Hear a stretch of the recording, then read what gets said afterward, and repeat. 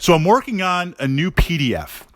I've got the outline, I've got the Tactica, and when it's ready, when it's done, I'm going to push that up to my website, my blog. It'll be available for free download. What I'm looking to do is, independent of wargaming systems, look at this idea of creating opportunity on the tabletop, creating opportunity to use to win the mission, to win the tournament, to bail your friend out in a multiplayer game who's not listening and needs a little bit of help. Basically trying to position yourself the best that you can. I don't have a working title yet. It's an idea that, as always, what I try to do and what I try to push out there. And in this vlog, we're going to explore, I'm going to share with you one of the concepts that I'm going into detail with, because literally I'm writing it right now and trying to extract it. This idea of cutting down a learning curve. That's the feedback that I try to give, and the feedback that you all give me, very much appreciated. You're cutting down on my learning curve, wherever I am, in the here and now of today, is because of so much that I've learned being able to plug into the YouTube community, but also Facebook, social media, forums, and just in real life, getting a chance to visit various gaming groups and gaming stores and roll some dice and have some fun. The idea of pushing that out, cutting down that learning curve. So you can learn all this stuff on your own. Maybe it'll take 10 games, 15 games, 20 games. Can we get that down to 10? Can we get that down to 5? Can you literally have a wargaming experience this weekend, and maybe against a very good player? You give it your best, you lose, things don't quite work out, you get destroyed on the table, and then you go into the workshop for the week. All week you're sitting there just reading, studying, wargaming stuff out, metagame stuff out in your mind, and then from there, show up next weekend and just dominate and destroy. All in good sportsmanship and good spirit. Okay, so jumping into this, we all have a player personality. That player personality feeds into the systems that we enjoy, but also it feeds into the type of armies that we run. And kind of these Fritz laws, if you've been following my channel for any amount of time and reading some of the articles on my blog, my personality is very much tabletop glory. I can be a very disciplined player. When I have to in a tournament type setting or a doubles setting where I'm with a teammate and kind of that's on the line, I am capable of making the correct decisions. But in a narrative type play where we're having fun, we're rolling some dice, it's like tabletop glory, tabletop immortality. I need that glory on the table. So I tend to run assault-based armies. If we look at Warhammer 40,000, you can have your psychic powers and your crazy shooting phase and all your Space Marine GW-supported antics. I'm going to run across the table. You can't stop me. I'm going to put you to the bolt pistol and chainsword for cornate glory. Seeing that tabletop glory, I need to take it. Chain of Command, World War II historicals. I can't tell you how many charges that I've launched just to kind of take that late war glory, capture that martial spirit. So playing aggressively tends to kind of, aggressive in a good way. That's kind of a loaded term. That kind of feeds in. Second, big guns. We see this in Battletech. Autocannon 20, if you're not familiar with the Battletech universe, you've got lasers, you've got missiles, you've got autocannons and machine guns, and it's 5, 10, and 20. That represents kind of the damage output. Autocannon 20 is this massive, massive gun. I love taking autocannon 20s. Big guns never tire. You can have your fancy plans. You can have your Tactica. You can have your meta list. Brick to the face is brick to the face. You get up there, you can't, the dice dispel your personal beliefs because they're just going to pound you and just blast you. Of course, the Tactica is you have to get up there. It's not as easy. So I tend to take overrepresented big guns to build that. And the third kind of Fritz law, and this is kind of leading into that, but I wanted to share with you the narrative and my thought process of where I'm coming. When in doubt, attack.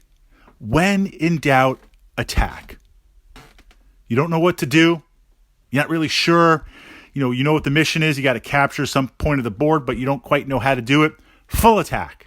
And the reason why I say that is kind of sidebarring for a moment. On my YouTube channel here, there's a playlist, Wargaming Tactics. And I kind of go through the fundamental tactics, independent of wargaming systems, again, to help cut down your learning curve. And we talk about the list, the wargaming system, Warhammer 40K. Here's my units, Battletech. Here's what I'm taking. Is it good? The list of units that we take, X-Wing miniatures. That's the language that we use to communicate. And in this language, in this communication language, we see tactical possibilities. We come up with a game plan. I'm going to run my berserkers across the table, my Khornate berserkers. Well, how are they going to get there? What's the plan? So literally, as you see me pulling out models, or what we'll do before a game is, hey, here's my list. No surprises. Do you understand any of the rules? That friendly back and forth, because we want to have a good, fair game, especially if it's a tournament setting. You kind of get an idea of what the opponent is going to do. And sometimes the list is very much brick in your face, right? Copy and paste what's the best in the meta right now, and you just spam out those units. And on the opposite side, we're kind of going bookends, opposite extremes here. On the opposite end, it could be a very technology-based list. This idea of crazy psychic powers, and it's impossible to pull off. But if you could pull it off, then it works. The best technology list, just to give an example, it's a little bit dated, but it was really kind of the pinnacle of when I was running these lists, was playing Necrons back when the Star Gods were a thing in Warhammer 40,000. And there was a piece of war gear, kind of special upgrades. You would take a Necron Lord, that's kind of the HQ of your army command. And you take the basic Lord and you could boost it with additional abilities. And it adds on points, it gets more expensive. And one of the abilities that it had was this piece of war gear called a Nightmare Shroud. And in that edition of the game, when you would use the Nightmare Shroud in the shooting phase, it would project a 12-inch bubble. You'd measure a 12-inch bubble. And any unit caught in that bubble would have to take a leadership test. This is an attribute in Warhammer 40K at the time. If they fail the leadership test, morale, they get panicked, they run. So essentially, my Necron Lord was like using some sort of tech to have you see nightmares and crazy illusions and run off the table. So the Tactica, I would put the Necron Lord, on a destroyer body. Think of it like riding like a surfboard. So it moved very, very fast. I got to get across the table because I only have a 12-inch bubble. And then I would put scarabs, these little kind of mini robots, attached to it, essentially to soak up wounds as I went across the table. And this was a technology list because at the time in that edition of Warhammer 40K, a lot of people were playing back line, parking lot, gun lines. Just Tau, Imperial Guard, even Space Marines.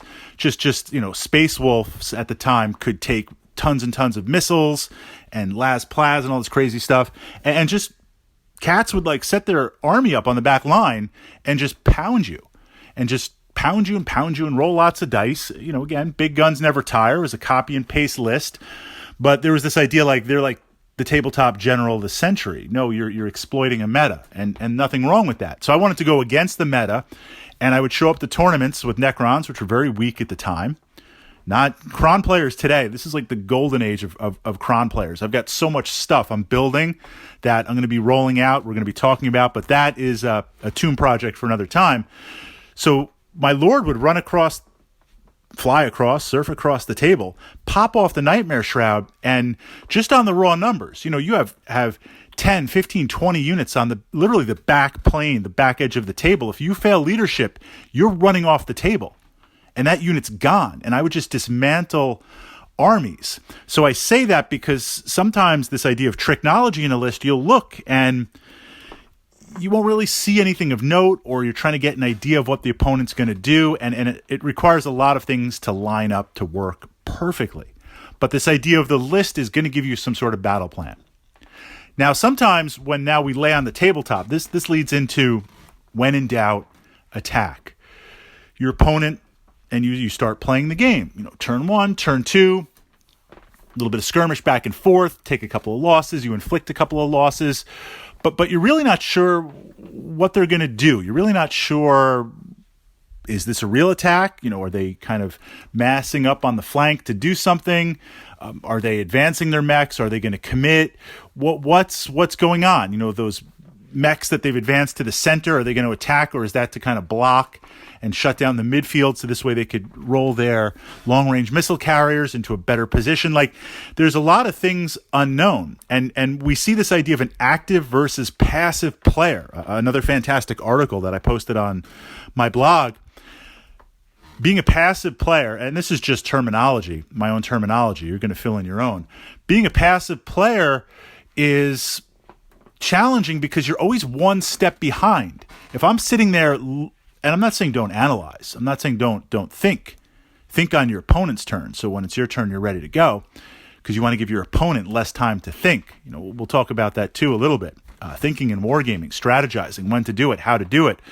But if I'm looking at your units on the table and I'm trying to figure out what's going on, well, are they going to move here? Are they going to do that? You may or may not do it. I'm always one step behind. That's a passive player. An active player forces the other opponent to react. It's like, this is what I'm doing, and you got to react because I'm coming at you. So feeding into that, if you're unsure of what your opponent is doing, they've got some plans, they've got some internal movement, they're setting things up, don't let them do that. Full attack. Full attack. You're going to find out really, really fast what they're going to do, because they're going to have to adapt to that. Now, when I say full attack, I mean every single unit on the table. I don't mean like sending out an assault squad or sending out some light mechs to skirmish. That's exactly what it is. I mean full attack. Every unit attacks. Even the units that can't attack. Well, what do we mean by that? If I've got 10 units on the table, doesn't matter what they are, 10 units on the table, and 4 of those units are in a position to attack, shooting, assault, psychic powers, torpedoes, missiles, cannons, whatever it's going to be. I don't just move and attack with those units. I move and attack with those units, but let's say I have units on the left side of the table that are not in range. They don't have line of sight. They can't do anything. Move those too. If you start moving your entire army, even though I can't do anything with those units on the left, and maybe I'm not, maybe they're just going to kind of camp out on that base as reserves. If I physically move them, if I'm physically moving every single piece, making it look like everything is moving towards you, that's a different perception. That's like Fritz is moving out his entire army. It's not like he's just sending out a couple of units. Oh, that's the attack I can counter. No, everything. Think of, putting on that bayonet, blowing the whistle, everyone over the top, and just attack. And in doing full attack, again, you're going to create opportunity. And this is feeding into the PDF. If I don't really know what you're doing, and we never know 100%, then you're going to find out right away, because your opponent is going to react to that. Now, when they react, you have to understand, well, maybe their counterattack will stop your attack, so maybe you undo your attack. When I say full attack, that means for a turn or two. Naturally, if it's not going to succeed, you're going to pull back. But this kind of active, everything in your face, force you to deal with everything, is going to reveal really, really fast. Because most players, what they do, they will not change plans. They will accelerate their plans, or there'll be hesitation. So you'll suddenly get an idea based on the mission, based on the list, based on the tactica of what they're going to do, what suddenly seems important. So a couple of ideas. Cut down on that learning curve. Look at your own system, where you are in the moment, whatever you're playing, and from there, just think, what can you do? How can you position yourself? I say play on the weekends because a lot of the war games that I play are on the weekends. The weekend's coming up, right? Let's position, let's get ready, let's get you walking into the club, to the store, to the basement with your friends, and just absolutely dominating in that next game.